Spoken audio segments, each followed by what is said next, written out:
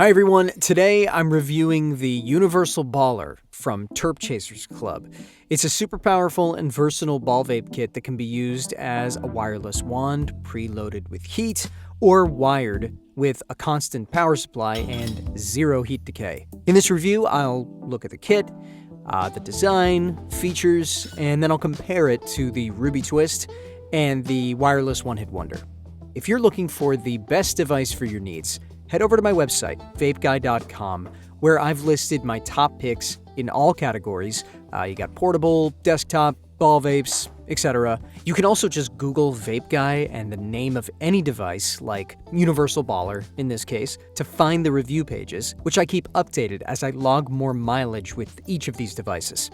Alright, that said, let's take a look at the Universal Baller here. So the assembled kit contains the PID controller, an aluminum housing, and 2 rubber bands to attach them. The heater, which plugs into the back of the PID and can be installed on the housing for wireless mode or on the wand for wired mode. The chamber of the wand, available in stainless steel or titanium, though it really doesn't matter, as it has a quartz insert which isolates the air path from the metal and creates a quartz and glass air path free from any metals. So the stainless or titanium is only the outer shell and doesn't affect the air path. Inside the chamber, there are 1,000 2mm ruby balls, which store heat and transfer it on demand, but we'll get into that in a bit. A fretted disc that's used to increase airflow, a 22mm diffuser glass bowl with an 18mm joint, an aluminum funnel filling aid for the balls or for the herb, and a cleaning brush and stainless steel screens. A couple of additional accessories I have here that aren't included are the preheat bowl, which is made from glass but has a metal housing that can soak heat for fuller, denser hits. This is actually my most used bowl for this device, and I actually prefer it over the included glass bowl. And there's also a micro-sized bowl, which has half the capacity, but I don't really use it often.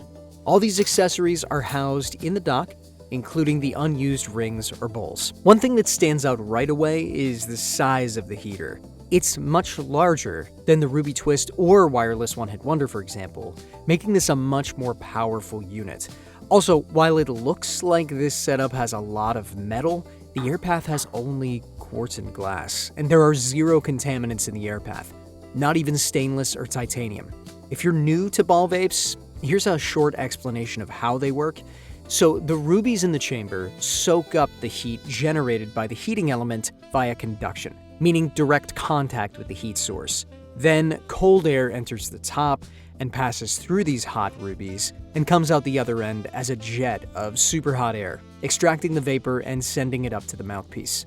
When assembling the chamber, I can use the ring with the folded ledge to lock the heater in place around the chamber. This is wired mode. The heater stays on the chamber, even when it's placed on the glass. Or I can attach the flat ring without a fold in the edge, and that will allow me to take the chamber in and out of the heater.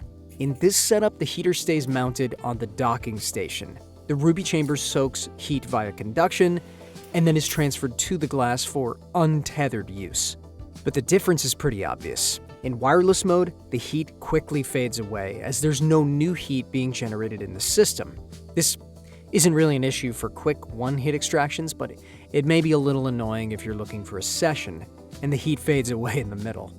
But with wired mode, the heater stays hot, so the temperature of the chamber stays consistent with 0 heat loss. This mode is way better suited for session-style use, like slowly extracting over 3 to 5 inhales, which is personally my preferred method, so I'll just leave mine on wired mode. As far as performance goes, this thing is a beast. The heating coil is huge and powerful. It heats up really quickly and keeps a steady, constant temperature. Pair this heater with an all-quartz ruby chamber, and you get one of the strongest, purest, most robust, and flavorful ways to consume your herb. Hands down.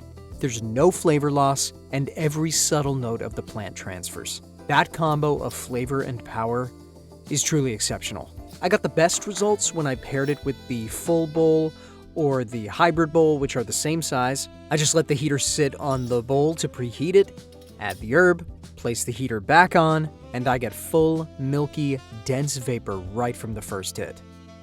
While the Universal Baller sits at the top of the game, it also comes with a premium price tag, around $500 at the time of recording. To see where that extra cash is going, let's compare it to two more affordable options. One wired, the Ruby Twist, and one wireless, the One Hit Wonder. The first difference you'll notice is the heater. All three use the same type of heating coil, but the UB's coil is much larger, giving it more power and better temperature stability. All three PID controllers are made by the same company, Crossing Tech.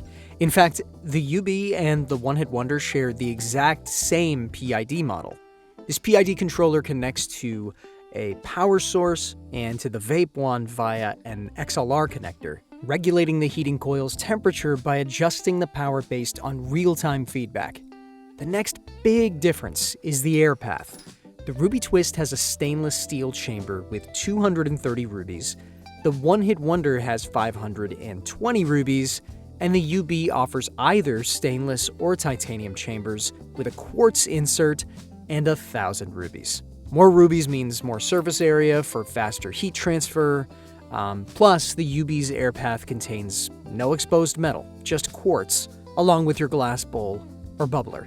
The reason I bring this up is because quartz is chemically inert, so it doesn't react with your material. Some users claim stainless or titanium can subtly affect taste, though in my opinion the difference is minimal. Still, quartz is considered the purest option.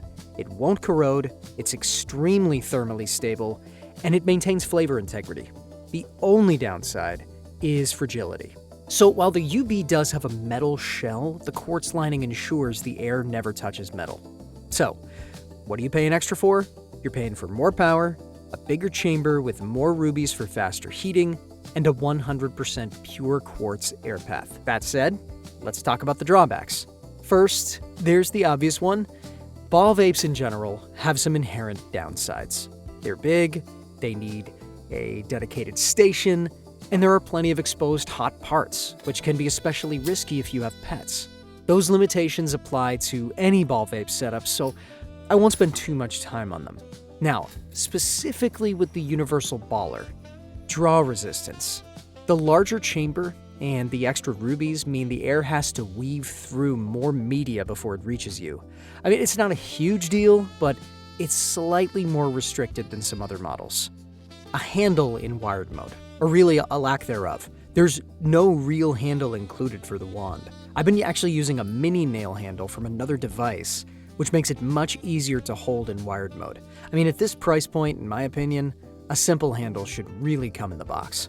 Alright, so bottom line, should you buy it? Is it worth $500? I know I say this a lot, but it depends. How much do you value power and purity? I mostly use it in wired mode, so I'd compare it to the Ruby Twist over the One Hit Wonder, and the Twist goes for $200. I have a dedicated review for it, and while it's not as pure or as powerful, it's certainly more than enough for most users. You can get about 80% of the power and flavor for less than half the price.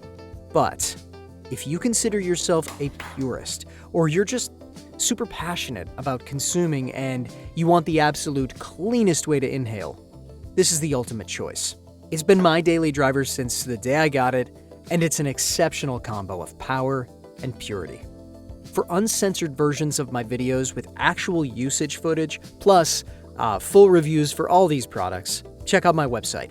I've also listed my top vapes in each category. Just Google Vape Guy and the vape name to find the review page.